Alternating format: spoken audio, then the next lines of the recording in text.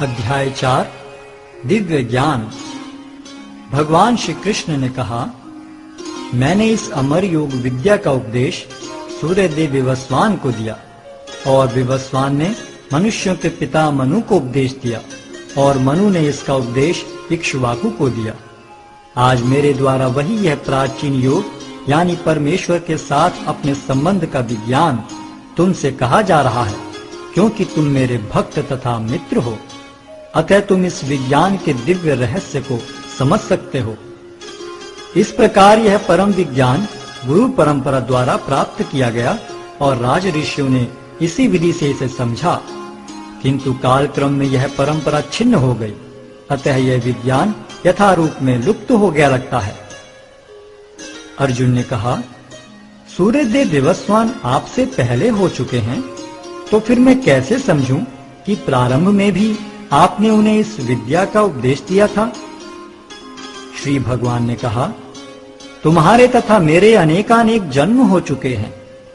मुझे तो उन सबका स्मरण है, किंतु हे परम तप, तुम्हें उनका स्मरण नहीं रह सकता है। यद्यपि मैं अजन्मा तथा विनाशी हूं और यद्यपि मैं समस्त जीवों का स्वामी हूं, तो भी प्रत्येक युग में मैं अपने आदि दिव्य रूप में प्रकट होता हूं। हे भरतवंशी, जब भी और जहां भी धर्म का पतन होता है और अधर्म की प्रधानता होने लगती है, तब तब मैं अवतार लेता हूं। भक्तों का उद्धार करने, दुष्टों का विनाश करने तथा धर्म की फिर से स्थापना करने के लिए मैं हर युग में प्रकट होता हूं। हे अर्जुन, जो मेरे आविर्भाव तथा कर्मों की दिव्य प्रकृति को जानता है, वह इस शरीर को छोड़ने पर इस भौतिक संसार में पुनः जन्म नहीं लेता, अपितु मेरे सनातन धाम को प्राप्त होता है।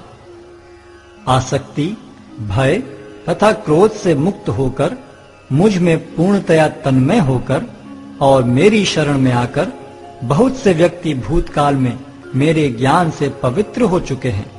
इस प्रकार से उन सबों ने मेरे प्रति दिव्य प्रेम को प्राप्त किया है। जिस भाव से सारे लोग मेरी शरण ग्रहण करते हैं, उसी के अनुरूप मैं उन्हें फल देता हूं। हे पार्थ, प्रत्येक व्यक्ति सभी प्रकार से मेरे पथ का अनुगमन करता है। इस संसार में मनुष्य सकाम कर्मों में सिद्धि चाहते हैं, फलस्वरूप वे देवताओं की पूजा करते हैं। निस्संदेह संसार में मनुष्य को सकाम कर्म का फल शीघ्र प्राप्त होता है। प्रकृति के तीनों गुणों और उनसे संबद्ध कर्म के अनुसार मेरे द्वारा मानव समाज के 4 विभाग रचे गए। यद्यपि मैं इस व्यवस्था का सृष्टा हूं, किंतु तुम यह जान लो कि मैं इतने पर भी अव्यय अकर्ता हूं। मुझ पर किसी कर्म का प्रभाव नहीं पड़ता, न ही मैं कर्म फल की कामना करता हूं। जो मेरे संबंध में सत्य को जानता है, वह भी कर्मों के फल के पाश में नहीं बंधता।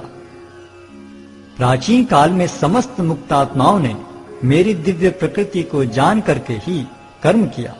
अतः तुम्हें चाहिए कि उनके पद चिन्हों का अनुसरण करते हुए अपने कर्तव्य का पालन करो। कर्म क्या है और अकर्म क्या है, इसे निश्चित करने में बुद्धिमान व्यक्ति भी मोहग्रस्त हो जाते हैं। अतः मैं तुमको बताऊंगा कि कर्म क्या है, जिसे जानकर तुम सारे अशुभ से मुक्त हो सकोगे। कर्म की बारीकियों को समझना अत्यंत कठिन है।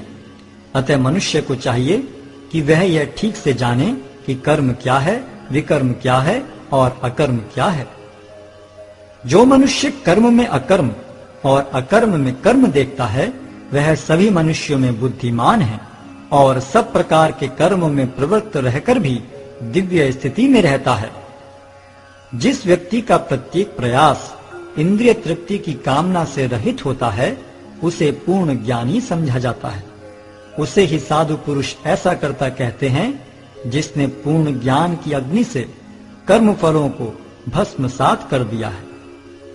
अपने कर्म फलों की सारी आसक्ति को त्याग कर सदैव संतुष्ट तथा स्वतंत्र रहकर वह सभी प्रकार के कार्यों में व्यस्त रहकर भी कोई सकाम कर्म नहीं करता। ऐसा ज्ञानी पुरुष पूर्ण रूप से संयमित मन तथा बुद्धि से कार्य करता है, अपनी संपत्ति के सारे स्वामित्व को त्याग देता है और केवल शरीर निर्वाह के लिए कर्म करता है। इस तरह कार्य करता हुआ वह पाप रूपी फलों से प्रभावित नहीं होता है। जो स्वतः होने वाले लाभ से संतुष्ट रहता है, जो द्वंद्व से मुक्त है और ईर्ष्या नहीं करता, जो सफलता तथा असफलता दोनों में स्थिर रहता है, वह कर्म करता हुआ भी कभी बंधता नहीं। जो पुरुष प्रकृति के गुणों के प्रति अनासक्त है और जो दिव्य ज्ञान में पूर्णतया स्थित है, उसके सारे कर्म ब्रह्म में लीन हो जाते हैं। जो व्यक्ति कृष्ण भावनामृत में पूर्णतया लीन रहता है, उसे अपने आध्यात्मिक कर्मों के योगदान के कारण अवश्य ही भगवत धाम की प्राप्ति होती है, क्योंकि उसमें हवन आध्यात्मिक होता है और हवि भी आध्यात्मिक होती है।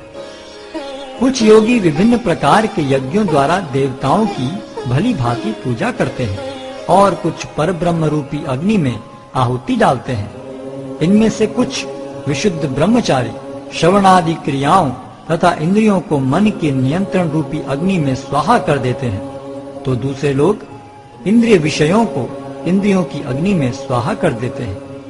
दूसरे जो मन तथा इंद्रियों को वश में करके आत्म साक्षात्कार करना चाहते हैं, संपूर्ण इंद्रियों तथा प्राण वायु के कार्यों को संयमित मन रूपी अग्नि में आहुति कर देते हैं। कठोर व्रत अंगीकार करके कुछ लोग अपनी संपत्ति का त्याग करके कुछ कठिन तपस्या द्वारा, कुछ अष्टांग योग पद्धति के अभ्यास द्वारा अथवा दिव्य ज्ञान में उन्नति करने के लिए वेदों के अध्ययन द्वारा प्रबुद्ध बनते हैं। अन्य लोग भी हैं जो समाधि में रहने के लिए श्वास को रोके रहते हैं। वे अपान में प्राण को और प्राण में अपान को रोकने का अभ्यास करते हैं और अंत में प्राण अपान को रोककर समाधि में रहते हैं। अन्य योगी कम भोजन करके प्राण की प्राण में ही आहुति देते हैं। ये सभी यज्ञ करने वाले यज्ञों का अर्थ जानने के कारण पाप कर्मों से मुक्त हो जाते हैं और यज्ञों के फल रूपी अमृत को चखकर परम दिव्य आकाश की ओर बढ़ते जाते हैं। हे कुरुश्रेष्ठ, जब यज्ञ के बिना मनुष्य इस लोक में या तो इस जीवन में ही सुखपूर्वक नहीं रह सकता, तो फिर अगले जन्म में कैसे रह सकेगा। ये विभिन्न प्रकार के यज्ञ वेद सम्मत हैं और ये सभी विभिन्न प्रकार के कर्मों से उत्पन्न हैं। इन्हें इस रूप में जानने पर तुम मुक्त हो जाओगे। हे परंतप, द्रव्य यज्ञ से ज्ञान यज्ञ श्रेष्ठ है। हे पार्थ, अंततो गत्वा सारे कर्म यज्ञों का अवसान दिव्य ज्ञान में होता है। तुम गुरु के पास जाकर सत्य को जानने का प्रयास करो, उनसे विनीत होकर जिज्ञासा करो और उनकी सेवा करो। स्वरूप सिद्ध व्यक्ति तुम्हें ज्ञान प्रदान कर सकते हैं, क्योंकि उन्होंने सत्य का दर्शन किया है। स्वरूप सिद्ध व्यक्ति से वास्तविक ज्ञान प्राप्त कर चुकने पर तुम पुनः कभी ऐसे मोह को प्राप्त नहीं होगे, क्योंकि इस ज्ञान के द्वारा तुम देख सकोगे कि सभी जीव परमात्मा के अंश स्वरूप हैं, अर्थात वे सब मेरे हैं। यदि तुम्हें समस्त पापियों में भी सर्वाधिक पापी समझा जाए, तो भी तुम दिव्य ज्ञान रूपी नाव में स्थित होकर दुख सागर को पार करने में समर्थ होगे। जैसे प्रज्वलित अग्नि ईंधन को भस्म कर देती है, उसी तरह हे अर्जुन, ज्ञान रूपी अग्नि भौतिक कर्मों के समस्त फलों को जला डालती है। इस संसार में दिव्य ज्ञान के समान कुछ भी उदात्त तथा शुद्ध नहीं है। ऐसा ज्ञान समस्त योग का परिपक्व फल है। जो व्यक्ति भक्ति में सिद्ध हो जाता है, वह यथा समय अपने अंतर में इस ज्ञान का आस्वादन करता है। जो श्रद्धालु दिव्य ज्ञान में समर्पित हैं और जिसने इंद्रियों को वश में कर लिया है, वह इस ज्ञान को प्राप्त करने का अधिकारी है और इसे प्राप्त करते ही वह तुरंत आध्यात्मिक शांति को प्राप्त होता है। किंतु जो अज्ञानी तथा श्रद्धा विहीन व्यक्ति शास्त्रों में संदेह करते हैं, वे भगवत भावनामृत नहीं प्राप्त करते, अपितु नीचे गिर जाते हैं। संशयात्मा के लिए ना तो इस लोक में न ही परलोक में कोई सुख है। जो व्यक्ति अपने कर्म फलों का परित्याग करते हुए भक्ति करता है और जिसके संशय दिव्य ज्ञान द्वारा विनष्ट हो चुके हैं, वही वास्तव में आत्मपरायण है। हे धनंजय, वह कर्मों के बंधन से नहीं बंधता। अतएव तुम्हारे हृदय में अज्ञान के कारण जो संशय उठे हैं, उन्हें ज्ञान रूपी शस्त्र से काट डालो। हे भारत, तुम योग से समन्वित होकर खड़े हो और युद्ध करो।